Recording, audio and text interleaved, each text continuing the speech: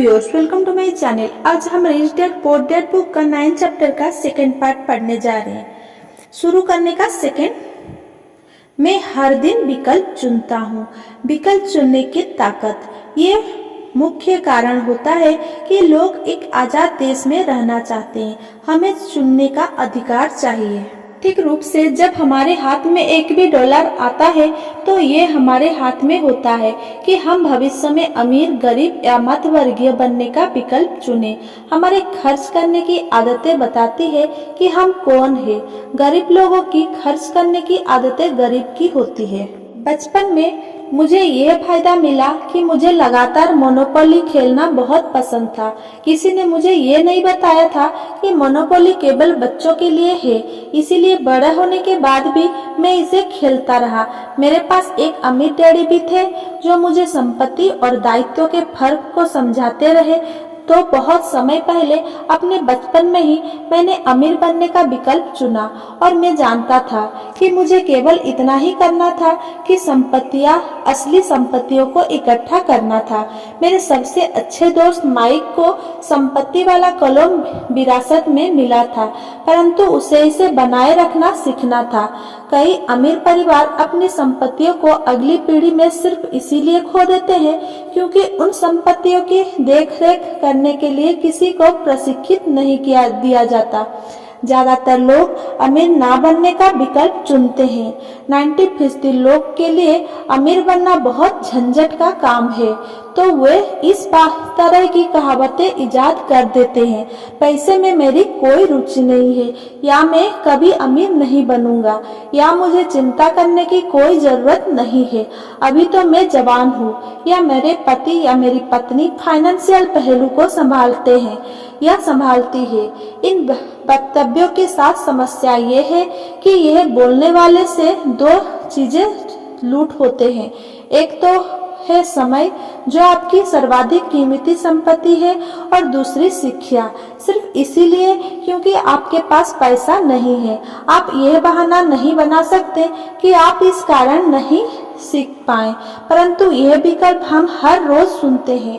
यह विकल्प कि हम अपने समय, अपने पैसे और अपनी शिक्षा के साथ हर दिन क्या करते हैं, यही विकल्प चुनने की ताकत है। हम सभी के पास विकल्प होते हैं। मैं अमीर बनने का विकल्प चुनता हूँ और मैं यह विकल्प हर रोज चुनता हूँ। पहले शिक्षा में निवेश करें। वास्तव में आपके पास जो इकलौती असली संपत्ति है वो है आपका दिमाग, जो आपका सबसे शक्तिशाली यंत्र है।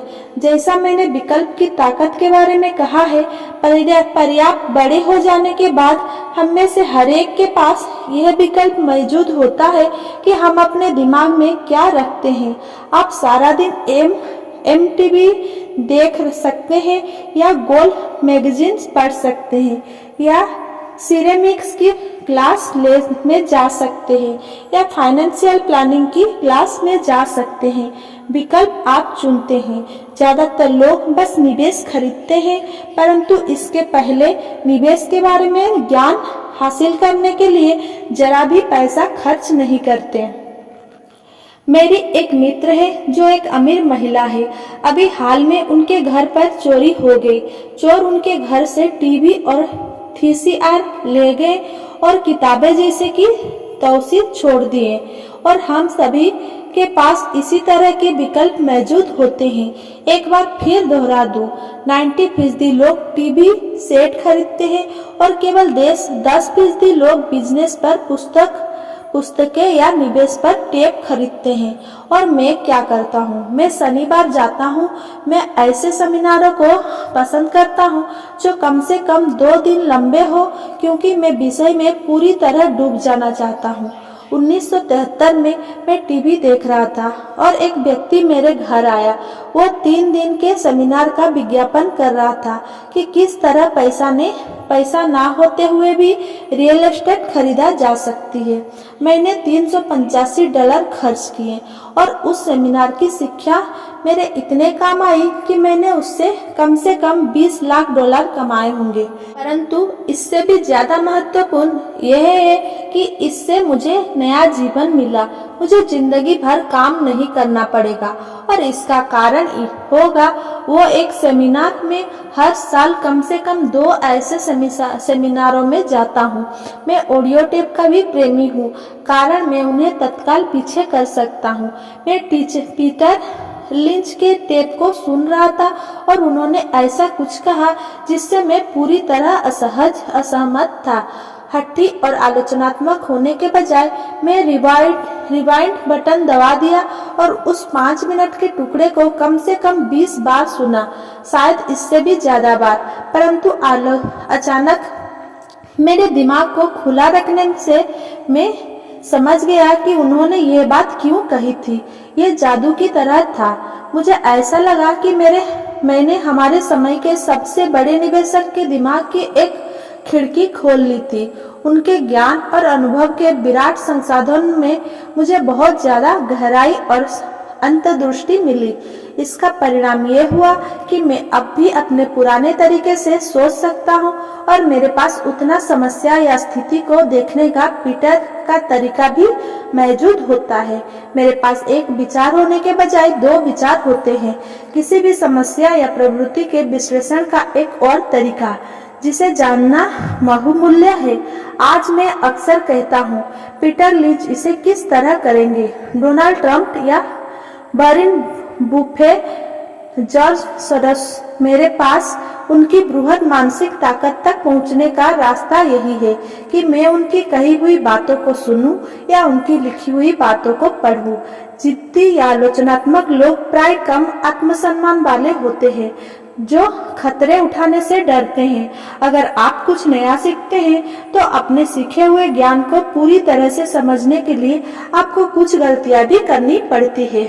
अगर आपने यहाँ तक पढ़ लिया है तो एक बात तो तय है कि आप है। जिद्दी लोग पुस्तक कम ही पढ़ते हैं या टेप कम ही खरीदते हैं। उन्हें इनकी क्या जरूरत है? वे ब्रह्मांड के केंद्र बिंदु है। ऐसा बहुत से बुद्धिमान व्यक्ति होते हैं जिनके सामने कई नया विचार आने पर वे वाद विवाद करने लगते हैं। अगर वो नया विचार उनके सोचने के तरीके से अलग होता है, इस प्रकरण में उनकी तथाकथित बुद्धि उनकी हठ धर्मिता के साथ मिलकर अज्ञान बन जाती है। हम सभी ऐसे लोगों को जानते हैं जो उच्च शिक्षित है या जो मानते हैं कि वे बहुत स्मार्ट है, परंतु उनकी बैलेंस शीट एक अलग ही तस्वीर दिखाती है। जो व्यक्ति वास्तव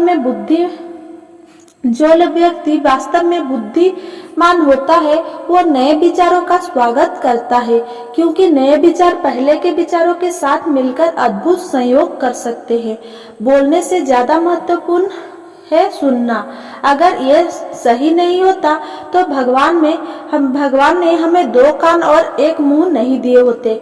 बहुत से लोग अपने मुंह से सोचते हैं और सुनते समय नए विचारों सुनते समय